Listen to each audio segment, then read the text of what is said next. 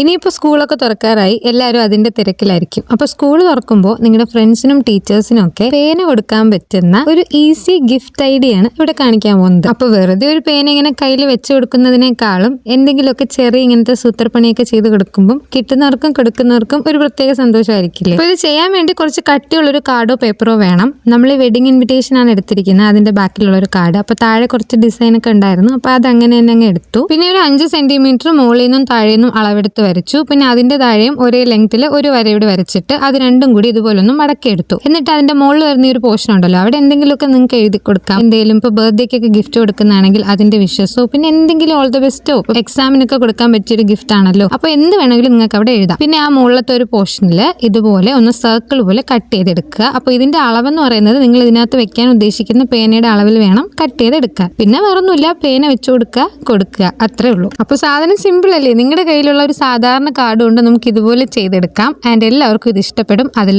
ഒരു ഡൗട്ടും ഇല്ല. ഇനി കുറച്ചുകൂടി ഒന്ന് ഭംഗി കൂട്ടാൻ വേണ്ടി ഒരു ജൂട്ട് ത്രെഡ് കെട്ടി കൊടുത്തിട്ടുണ്ട്. നിങ്ങൾക്ക് ഇതിന് പകരം റിബൺ ഉപയോഗിക്കാം, അപ്പോഴും നല്ല ഭംഗിയായിരിക്കും. ഇനി ഇതിന്റെ മുകളിൽ ഒരു 1-2 സ്പേസ് കൂടി ബാക്കിയുണ്ട്. അപ്പോൾ അവിടെ നമുക്ക് വീണ്ടും സർക്കിൾ വരച്ച് കട്ട് ചെയ്തെടുത്തിട്ട് ഒരു 1-2 പേന കൂടി വെക്കാം. അപ്പോൾ ഒരേ സമയം നമുക്ക് 3-4 പേനയൊക്കെ കൊടുക്കാമല്ലോ. അപ്പോൾ അതൊക്കെ നിങ്ങളുടെ ഇഷ്ടത്തിനനുസരിച്ച് നിങ്ങൾക്ക് ഡിസൈൻ ചെയ്യാം. അപ്പോൾ ഇത് എല്ലാവരും ചെയ്ത് നോക്കുക, ഒരു അടിപൊളി സാധനമാണ്. അപ്പോൾ വീഡിയോ ഇഷ്ടപ്പെട്ടിട്ടുണ്ടെങ്കിൽ സബ്സ്ക്രൈബ് ചെയ്യാൻ മറക്കണ്ട.